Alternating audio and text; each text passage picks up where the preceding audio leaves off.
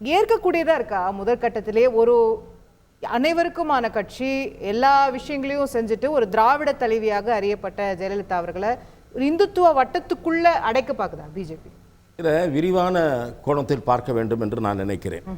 ஆகவே எனக்கு முதல் கட்டமாக கருத்து என்னிடமிருந்து துவங்கி இருப்பதால் சற்று விரிவாக கூற அனுமதிக்க வேண்டும். இது திரு அண்ணாமலை அவர்களுக்கு முன்பாக கடந்த ஒரு மாத காலமாக இந்த நாடாளுமன்ற தேர்தல் சமயத்தில் நான் தொடர்ந்து பேசி வருகிற கருத்து. தமிழகத்தில் பாரதிய ஜனதா பார்த்து தான் அவர் பேசிட்டாரோ இல்லை தெரியல, அவர் பல வீடியோவை பார்க்கிறாரு. நீங்க தான். ஆமா, தமிழகத்தில் பாரதிய ஜனதா கட்சியினுடைய வாக்கு வங்கி இந்த நாடாளுமன்ற தேர்தலில் கணிசமாக உயரும் என்பது என்னுடைய திடமான நம்பிக்கை மட்டுமல்ல, தமிழகம் முழுவதும் பயணம் செய்த எங்களுடைய செய்தியாளர்கள் தெரிவிக்கிற தகவலும் பாரதிய ஜனதா கட்சி கிட்டத்தட்ட 15% வாக்குகள் குறையாமல் நிச்சயமாக பெறும் என்பது. ஆக இந்த வாக்கு வங்கி எங்கே இருந்து உயரப்போகிறது? இதற்கு 3 காரணிகள் முக்கியமாக இருக்கும். முதல் காரணி, பிரதமர் அவர்கள் தமிழகத்தில் அடிக்கடி மேற்கொண்ட வலிமையான முன்னெடுத்த பிரச்சாரம். இரண்டாவது காரணம், திரு அண்ணாமலை அவர்கள் மேற்கொண்ட யாத்திரை.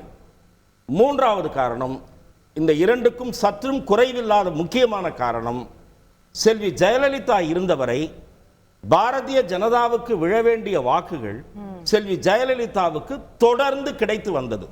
பாரதிய ஜனதா இங்கே வலிமை பெறாமல் இருந்ததற்கு காரணம், மிக முக்கியமான காரணம், செல்வி ஜெயலலிதா என்கிற ஆளுமை, அவர் ரெப்ரசன்ட் பண்ண பாலிசிஸ், அவர் தன்னை எப்படி வெளிப்படுத்திக் கொண்டார் என்பதுதான். அந்த புள்ளியில் இருந்துதான் நான் இதை ஆரம்பிக்கிறேன். செல்வி ஜெயலலிதாவே ஒரு ஹிந்துத்துவ சக்தியாக இருக்கும் போது, ஹிந்துத்துவ கருத்துக்களோடு தன்னை வெளிப்படுத்திக் கொள்ளுகிறவராக, தயக்கமின்றி வெளிப்படுத்திக் கொள்ளுகிறவராக இருக்கும் போது பாரதிய ஜனதாவுக்கு ஏன் வாக்களிக்க வேண்டும்? இந்துத்துவ மனநிலை கொண்டவர்கள்லாம் அங்க போட்டாங்க. ஆமாம், நான் இன்னும் வருகிறேன்.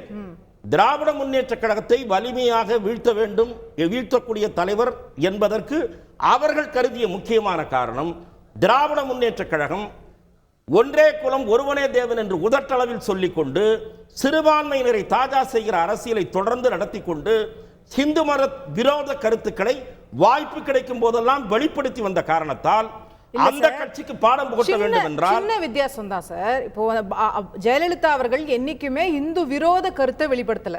அவங்க ஏதோ கோவிலையோ எதையோ கேலி பேசல, எதையுமே செய்யல. அதே சமயம் எல்லா மதங்களையும் அரவணைச்சு தானே போனாங்க. அவங்க அடிக்கடி தேர்தல் பிரச்சாரத்துல அதிமுகவினர் சொன்னது, நாங்க ஹஜ் யாத்திரைக்கும் அனுப்புவோம், மானசரோவருக்கும் அனுப்புவோம், இதுக்கும் பணம் கொடுப்போம், எல்லாத்துக்கும் கொடுப்போம். Let me finish.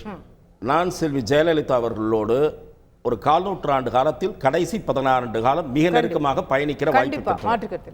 அவரோடு பல விஷயங்கள் பற்றி நான் உரையாடி இருக்கிறேன், இப்போது விவாதித்துக் கொண்டிருக்கிற பொருள் உட்பட.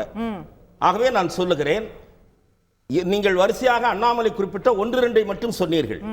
இந்தியாவில் அயோத்தியில் ராமருக்கு கோயில் கட்டாமல் வேறு எங்கு கட்டுவது என்று கேட்ட முதல் திராவிட இயக்க தலைவர். அண்டர்லைன், திராவிட இயக்கம் அண்டர்லைன். ஆச்சா, அடுத்தது கரசேவையை ஆதரித்தார். வேறு எந்த கட்சியாவது ஆதரித்ததா? கையெழுத்து இயக்கம் நடத்தினாங்க, அதெல்லாம் கூட அண்ணாமலை சொல்லுவார். ஆச்சா, பொது சிவில் சட்டத்தை பேசினார், 370 நீக்கம் பேசினார், மதமாற்ற தடை சட்டம் கொண்டு வந்தார்.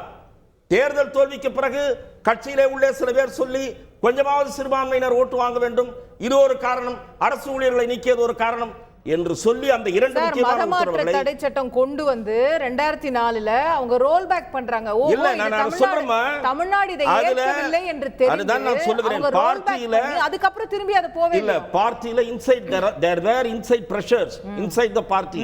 ஒரு டெலிபரேஷன் நடக்கும்போது அது வெளிப்படுகிறது. அதெல்லாம் உள் விவரங்களை அறிந்ததை நான் சொல்றேன். இது ஒரு பக்கம் இருக்கட்டும். செல்வி ஜெயலலிதா, நான் கேட்கிறேன், என்னுடைய நண்பர் பழனிசாமி இங்கே இருக்கிறார், அவர் புரட்சி தலைவர் எம்ஜிஆரோடு அந்த காலத்தில் இருந்தவர். செல்வி ஜெயலலிதாவோடு அதிகம் பழக வாய்ப்பு இருந்திருக்காது. ஆனால் அவரை நோக்கி ஸ்பெசிபிக்காக ஒரு கொஸ்டின், எம்ஜிஆர் ராமநவமிக்கு வாழ்த்து சொன்னாரா? எம்ஜிஆர் கிருஷ்ண ஜெயந்திக்கு வாழ்த்து சொன்னாரா? எனக்கு பதில் தேவை. செல்வி ஜெயலலிதா சொன்னார், தன்னை ஐடென்டிஃபை பண்ணி கொண்டார் அந்த பண்டிகைகளோடு.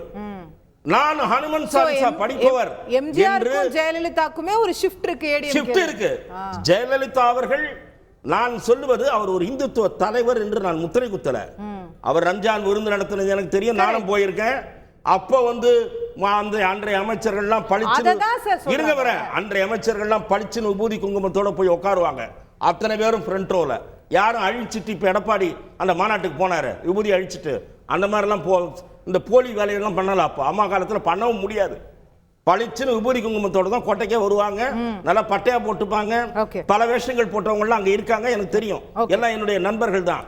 ஆனால் நான் சுருக்கமாக மீண்டும் வலியுறுத்தி சொல்லுகிறேன், அவர் வந்து எல்லா மதத்தினருடைய உணர்வுகளையும் மதிக்கக்கூடியவர், எந்த உணர்வையும் காயப்படுத்தக்கூடியவர் அல்ல. நீங்க என்ன நெத்தில ரத்த வழி தான் கேட்கக்கூடியவர் அல்ல. அதுதான் சார், அது இந்துத்துவம் இல்லன்றாங்க அவங்க. நீங்க எப்ப எல்லாம் இந்துத்துவம் என்பது ஒரு தீவிரமான ஒரு கொள்கை, அது இந்துத்துவான்னு பேசினா இந்துத்துவம்ன்றது வந்து தீவிரமான கொள்கை எல்லாம் கிடையாது. மைனாரிட்டி இந்துத்துவம் தீவிரமான கொள்கை எல்லாம் கிடையாது. இந்துத்துவா இஸ் வே ஆஃப் லைஃப்னு சுப்ரீம் கோர்ட்டே கூறி இருக்கிறது. அது வேறு. நான் பேசுவது தன்னுடைய மத நம்பிக்கைகளை, தன்னுடைய வழிபாட்டு விஷயங்களை.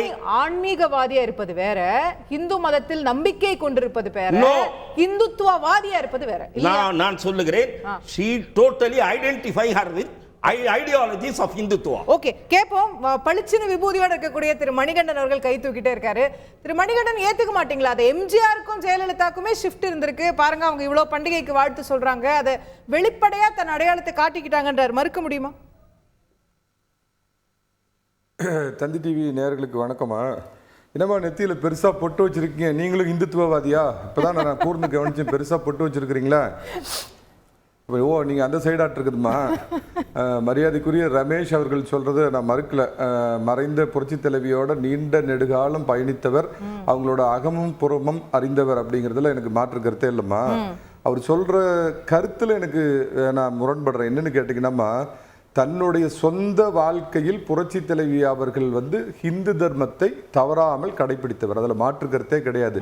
அதாவது ஸ்ரீரங்கநாதரையும் தில்லை நடராஜரையும் பீரங்கி வைத்து பிளக்கும் நன்னால் எதுவோ, ஹிந்து என்றால் திருடன், ராமன் எந்த காலேஜில் இன்ஜினியரிங் முடித்தான் அப்படின்லாம் வெளியில் பகுத்தறிவு பேசிட்டு தான் குடும்பத்தில் இருக்கிறவங்கள ரகசியமா கோயிலுக்கு அனுப்பிச்சு பக்தி மார்க்கத்துல கடைசி காலத்துல சாய்பாபா இல்ல. நம்ம வந்து தொடர்ந்து நீங்க அந்த பக்கமே பேசுறீங்க. நான் சொல்லிடுறேன், வித்தியாசத்தை புரியணும். அந்த மாதிரி ஒரு இல்ல ஒரு நிமிஷமா, நான் எதுக்கு சொல்றேன்னு தயவு செஞ்சு புரிஞ்சுங்க. அந்த மாதிரி வெளியில ஒரு போலி பகுத்தறிவு பேசிட்டு ஹிந்து மத நிந்தனையை பண்ணிட்டு இருந்த ஒரு மாபெரும் கட்சிக்கு நடுவுல நான் ஒரு ஹிந்து, அதை தாண்டி பாத்தீங்கன்னா பல இடத்துல சொல்லியிருக்காங்க, ஒரு திராவிட கட்சியின் பாப்பாத்தினான் அப்படின்னே சொல்லியிருக்காங்க. லோக்கல் லாங்குவேஜ்ல அவங்க சொல்லியிருக்காங்க, தன்னை ஒரு ஹிந்துவா அவங்க சார்ந்திருக்கிற மதத்தை வந்து எந்த விதத்திலையும் மறைக்கல, தன்னுடைய தெய்வ பக்தியை அவங்க மறைக்கல.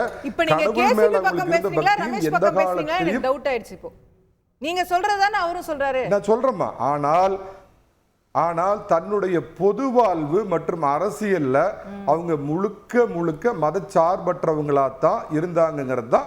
இந்த இடத்துல தான் நான் ரமேஷ் சார் சொல்றதுலயும் மாறுபடுறேன். அவங்களுடைய இப்ப நீங்களும் பொட்டு வச்சிருக்கீங்க, நான் நெத்தில இது போட்டிருக்கேன் அப்படிங்கிறதுனால நான் ஹிந்துத்துவவாதி கிடையாது. நான் இந்து மதத்தை, இந்து சனாதனத்தை நான் ஃபாலோ பண்றேன். செய்திகளை உடனுக்குடன் தெரிந்து கொள்ள உடனே சப்ஸ்கிரைப் பண்ணுங்க.